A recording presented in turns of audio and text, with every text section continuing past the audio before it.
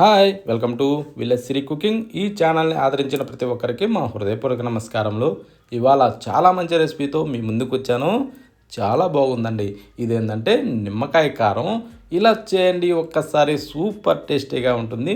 మరి ఎక్కువ కాలం నిలవ కూడా ఉంటుంది. ఇది ఎలా అంటే అసలు ఎన్నడూ ఊరగాయ పెట్టడం తెలియని వాళ్ళు కూడా చాలా ఈజీగా చేసేయచ్చు. ఎలా చేయాలో మన కిచెన్లోకి వెళ్దాం. ముందుగా మనం నిమ్మకాయలు తీసుకోవాలి. నిమ్మకాయలు తీసుకున్నాక వాటిని మనం శుభ్రంగా కడిగి రెడీ చేసి పెట్టుకోవాలి. అంటే తుడిసి అలా అన్నీ చేసే అవసరం లేదు. ఖాళీ కడిగి రెడీ చేసి పెట్టుకున్న తర్వాత ఇప్పుడు మనం ఏంటంటే దీన్ని ఒక్కొక్క నిమ్మకాయని 2 భాగాలుగా కట్ చేసి రెడీ చేసి పెట్టుకుందాం. చాలా అంటే చాలా సింపుల్ అండి. ఎప్పుడు ఊరగాయ అంటూ తెలియని వాళ్ళు కూడా ఈ వీడియోని ఒక్కసారి చూశారంటే చాలా ఈజీగా చేసేస్తారు. ఇవన్నీ నిమ్మకాయలని ఇలా కట్ చేసి పెట్టాక ఇప్పుడు ఒక బౌల్ తీసుకొని ఆ నిమ్మకాయలో అన్నిటినీ బాగా పిండేసుకోవాలండి. ఓకేనా? నేను అందరి దగ్గర ఈ నిమ్మకాయలు పిండేటిది ఉంటుందో లేదని చెప్పేసి ఈ విధంగా చేత్తో పిండి చూపిస్తున్నాను. ఒకవేళ నిమ్మకాయలు పిండేటిది కానీ ఉంటేనేమో దాంతో కూడా చేసుకోవచ్చు, ఇబ్బంది లేదు. ఏ విధంగా కావాలంటే ఆ విధంగా. కాకపోతే ఏంటంటే మనకి ముఖ్యం కావాల్సింది ఏంటంటే ఈ నిమ్మకాయ రసం కావాలి. ఓకేనా? ఈ నిమ్మకాయలన్నింటినీ మనం ఇంట్లోకి పిండుకోవాలి. అది ఎలా అంటే మంచి కాయలు తీసుకోండి, పాకంలో ఉండేటివి. పులుసు పుల్లగా బాగుంటుంది. ఓకేనా? అంటే మరి ఎండిపోయినట్టుగా పిండిన రసం రాదు చూడండి. అలాంటి కాయలతో చేసినా వేస్టే అండి. అలా అనగానే రసం ఇలా వచ్చేసేయాలి. అటువంటి కాయలైతే బాగుంటుంది.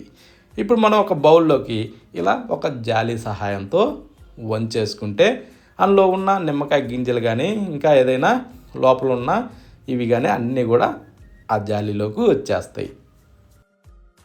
ఇలా వీటిని ఏంటంటే ఈ రసాన్ని మనం రెడీ చేసి పెట్టుకోవాలి.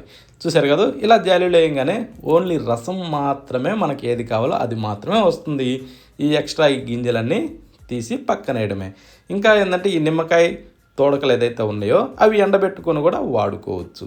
ఇప్పుడు ఈ రసాన్ని పక్కన పెట్టి పచ్చిమిరపకాయలు తీసుకుందాం. అవి కూడా దాదాపు ఒక 10 దాకా తీసుకున్నా. ఏంటంటే మనకి ఎక్కువ తక్కువ కావాలన్నా కూడా తీసుకోవచ్చు. ఇప్పుడు ఈ ఒక్కొక్క పచ్చిమిరపకాయని 2 భాగాలుగా కట్ చేసుకుందాం. ఈ పచ్చిమిరపకాయలకి తొడాలు తీసే అవసరం లేదండి. తొడాలు ఉన్నా కూడా బాగుంటుంది. ఎందుకంటే మనం ఈ నిమ్మకాయలో ఈ రసంలో బాగా ఊరిన తర్వాత తినేటప్పుడు చాలా బాగుంటుందండి. ఈ పచ్చిమిరపకాయలు కూడా ఆ పుల్లటి ఆ రసంలో ఊరి తింటుంటే అదిరిపోద్ది.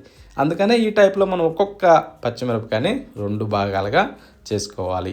ఈ టైపు మనం అన్నీ కట్ చేశాక మనం నిమ్మకాయలు ఎన్ని తీసుకున్నాం? 15 తీసుకున్నాం.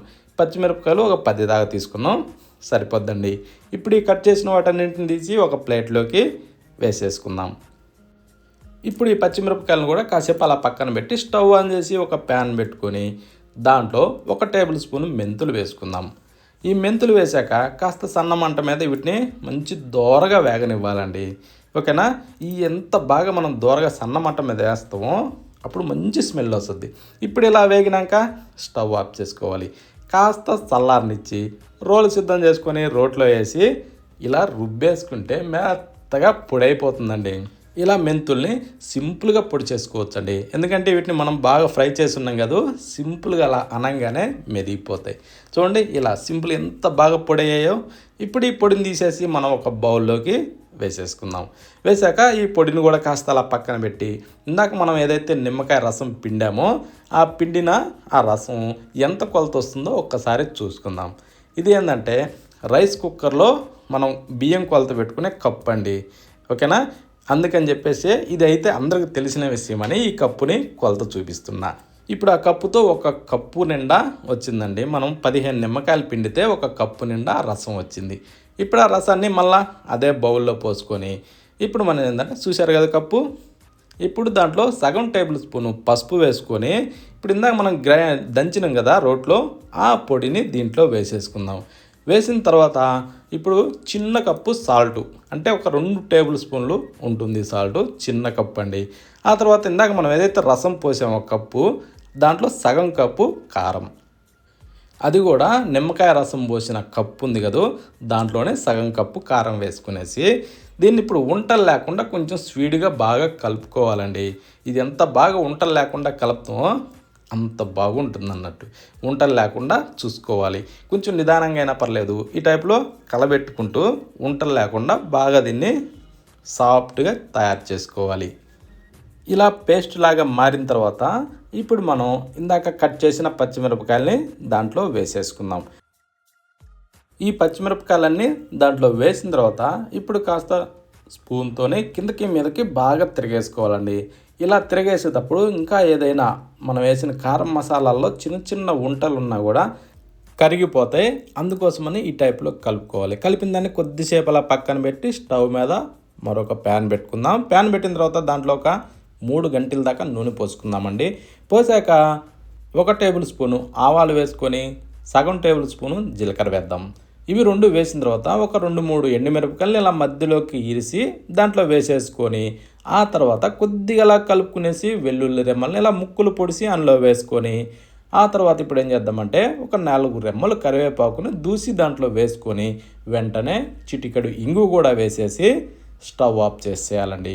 కాస్త అలా కలుపుకునేసి ఇప్పుడు కొంచెం చల్లారనివ్వాలి. కొంచెం గోరువెచ్చగా ఉన్నప్పుడు తీసి దాంట్లో వేసేసుకుందాం. అంటే బాగా నూనె కాగేటప్పుడు కాకుండా కొంచెం గోరువెచ్చగా, అంటే మరీ చల్లగా కాకుండా పూర్తిగా కాగే విధంగా కాకుండా ఆ టైప్లో నూనె ఉండాలి.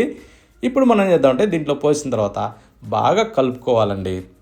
మనం వేసిన ఈ పోపులో దీన్ని బాగా మిక్స్ చేసుకుంటే ఇది మొత్తంకి లోపల వరకు పోయి ఈ కారం అన్నది కొంచెం ఈ చిన్న గోరువెచ్చ దాంట్లో బాగా మగ్గుద్దండి. దీన్ని ఏంటంటే ఒక 2-3 రోజులు ఇట్లా కదిలీయకుండా పక్కన పెట్టుకొని ఆ తర్వాత తింటే సూపర్గా ఉంటుందండి.